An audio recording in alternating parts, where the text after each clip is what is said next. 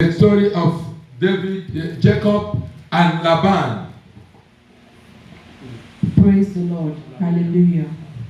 Now, you can now see that Jacob, despite his relationship with God, the father of Israel, was a con man.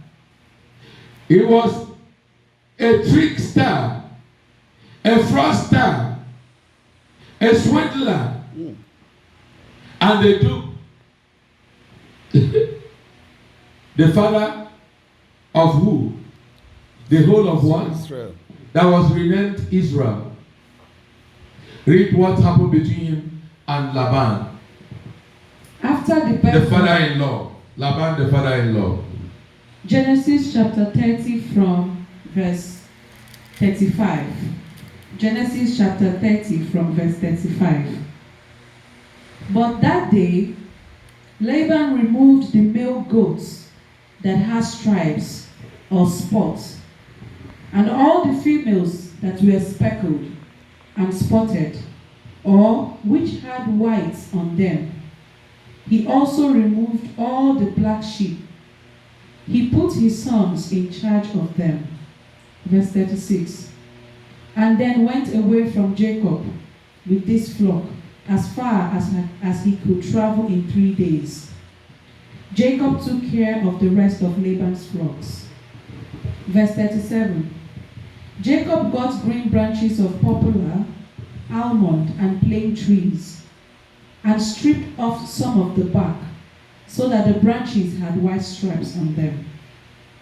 He placed these branches in front of the flocks as their drinking troughs. He put them there because the animals mated when they came to drink.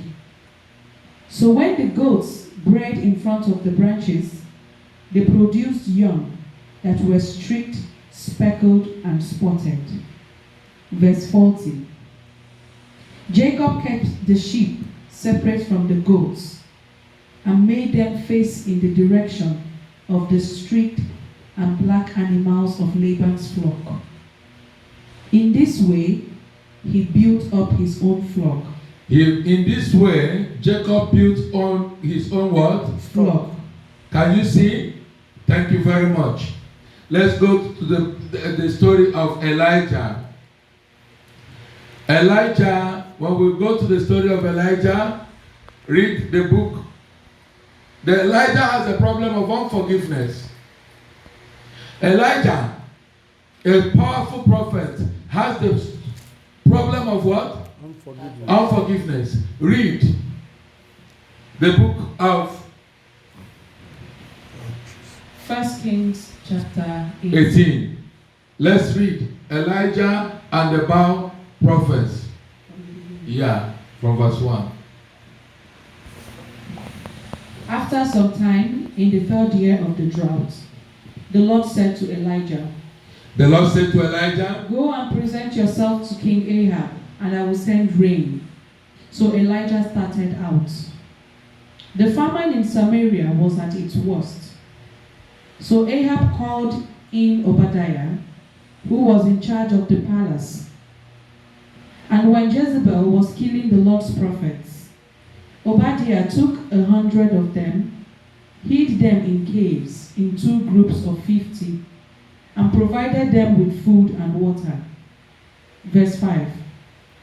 Ahab said to Obadiah, Let us go and look at every spring and every riverbed in the land to see if we can find enough grass to keep the horses and mules alive. Maybe we won't have to kill any of our animals. They agreed on which part of the land each one would explore and set off in different directions. Verse 7. As Obadiah was on his way, he suddenly met Elijah. He recognized him, bowed low before him, and asked, Is it really you, sir? Yes, I am Elijah, he answered. Go and tell your master, the king, that I am here. Obadiah answered, What have I done that you want to put me in danger of being killed by King Ahab? By the living Lord your God, I swear that the king has made a search for you in every country in the world. Whenever the ruler of a country reported that you were not in his country, Ahab would require that ruler to swear that you could not be found. And now you want me to go and tell him that you are here? What if the Spirit of the Lord carries you off to some unknown place as soon as I leave? Then, when I tell Ahab that you are here and he can't find you, he will put me to death. Remember that I have been a devout worshipper of the Lord ever since I was born. Verse 13. Haven't you heard that when Jezebel was killing the prophets of the Lord, I hid 100 of them in caves, in 2 groups of 50, and supplied them with food and water? So how can you order me to go and kill the king, to go and tell the king that you are here? He will kill me. Verse 15. Elijah answered, by the living Lord whom I serve, I promise that I will be present myself to the king today. So Obadiah went to King Ahab and told him, and Ahab set off to meet Elijah. When Ahab saw him, he said, so there you are, the worst troublemaker in Israel. Verse 18. I am not a troublemaker, Elijah answered. You are, you and your father. You are disobeying the Lord's commands and worshipping the idols of Baal. Now, order all the people of Israel to meet me at Mount Carmel. Bring along the 450 prophets of Baal. 400 and what? 50 prophets. 450 prophets. And are they human beings? Yes, sir. The prophets, are they human beings? Mm-hmm. Were they created by God? Yes. Okay, read. And the 400 prophets of the goddess Asherah. 400 prophets. Continue. 400 and what? 400 prophets. Continue. Who are supported by Queen Jezebel. So Ahab summoned all the Israelites and all the prophets of Baal to meet at Mount Carmel. Elijah went up to the people and said, how much longer will it take you to make up your minds? If the Lord is God, worship him. But if Baal is God, worship him. But the people didn't say a word. Then Elijah said, I am the only prophet of the Lord still left, but there are 450 prophets of Baal. Bring 2 bulls. Let the prophets of Baal take one, kill it, cut it into pieces, and put it on the wood. But don't light the fire. I will do the same with the other bull. Then let the prophets of Baal pray to their God, and I will pray to the Lord, and the one who answers by sending fire. He is God. The people shouted their approval. Verse 25.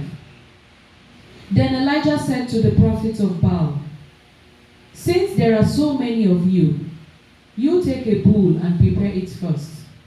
Pray to your God, but don't set fire to the wood. They took the bull that was brought to them, prepared it, and prayed to Baal until noon.